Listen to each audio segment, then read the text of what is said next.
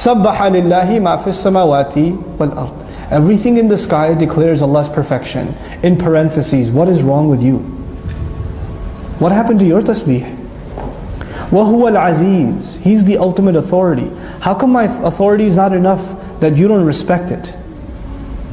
Al-Hakim. It's full of wisdom. Why don't you trust that the things I'm telling you to do are good for you? Why don't you have any confidence in my wisdom? He says, لَهُ مُلْكُ السَّمَاوَاتِ وَالْأَرْضِ. The kingdom of the skies and the earth belongs to Him. Why are you afraid of your enemy? Why are you afraid? They have something, they have a weapon in their hand, they have money in their hand, they have power in their hand that will somehow harm you. There is nothing in the skies and the earth that is outside of my kingdom. All of the battle between truth and falsehood is happening inside Allah's kingdom and inside my kingdom. What do you have to fear someone else for? Why are you afraid of anyone else? لَهُ مُلْكُ السَّمَاوَاتِ وَالْأَرْضِ. Are you afraid of dying? He says, يُحْيِي وَيُمِيتُ. He gives life, He gives death. Why are you worried about life and death? He will give and He will take, because it's not yours to keep. We call it my life. I want to live my life. Who says it's yours? Where'd you get mine from? People say my hand hurts. Is your hand? Wait, how much you pay for it? Where'd you get it from? Amazon? Where'd you get your hand from? My life, my hand, my car, my house. What's mine? He gives life. He gives death. He's given you this opportunity and He will take this opportunity. وَهُوَ عَلَى كُلِّ شَيْءٍ قَدِيرٍ. And no. He wouldn't do that. No, He can do anything. He's in control of all things. وَهُوَ عَلَى كُلِّ شَيْءٍ قَدِيرٍ. هُوَ الْأَوَّلُ وَالْآخِرُ. He's the first and the last. And this has many interpretations, but at the personal level, the first priority, the first thought in your day should be what? Allah. The last thing you leave this world with, the last thing you do before you go to sleep, you think about your master. What did I do for you, my master, today? Me, this insignificant creature, what did I do today for you? I'm going to this bed, and I'm going to sleep, and I don't know if I'll wake up again. And I don't know if I have to stand in front of you before I wake up, I might have to stand in front of you. My first and my last thought.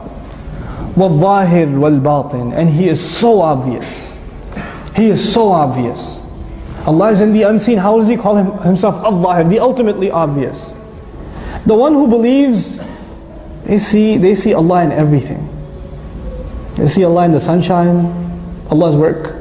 They see Allah in His work. They see Allah in His creation. They see Allah in His planning.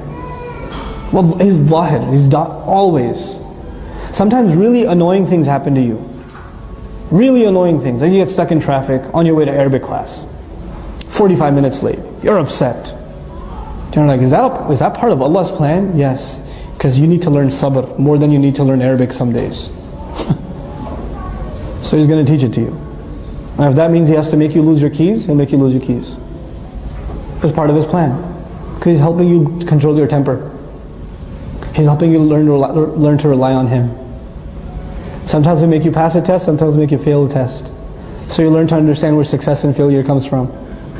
And He's ultimately hidden. You'll think everything is happening around you. You don't see Allah. He's the ultimately hidden. He's the universe's best kept secret. Allah Azza wa Jal.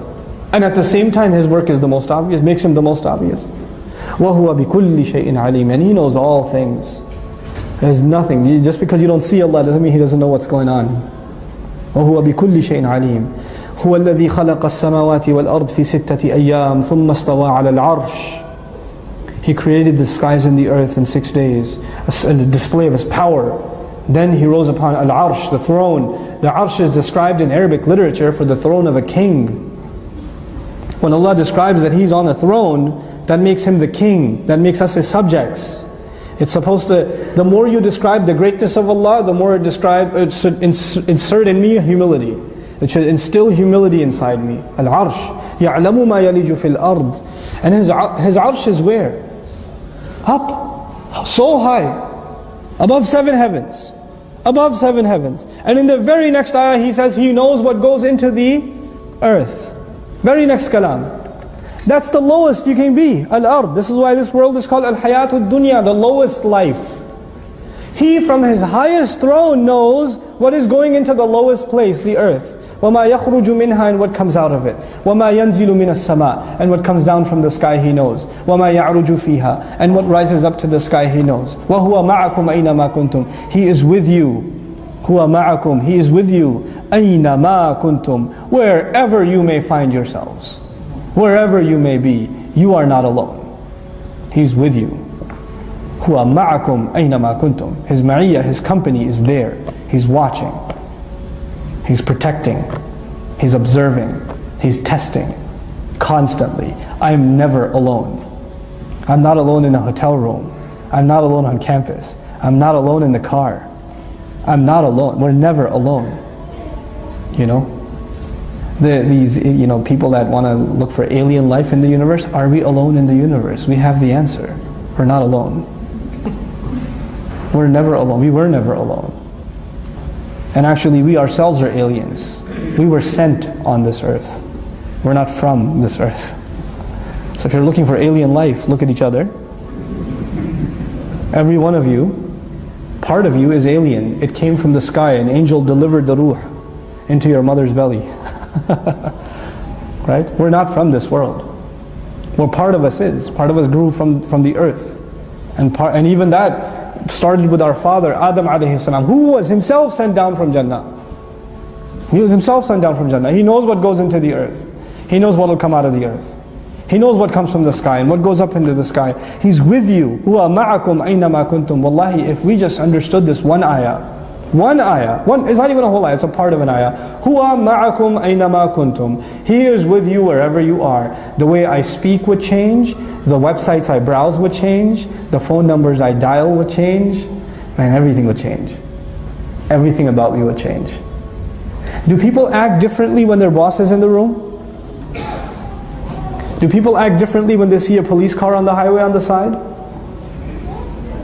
They do, don't they? Do people act differently when they know there's a camera on the street light or the stop sign? They do, don't they? Automatic taqwa? Automatic ihsan. You recognize the presence of a higher power and it changes your behavior. If we internalized huwa ma'akum aynama kuntum, there would necessarily be a change in my behavior. There would be. And if it's not happening, maybe I don't really understand what this means yet. Maybe it's all up in my head, it hasn't entered my heart what it means. He's with you wherever you are. Huwa ma'akum aynama kuntum.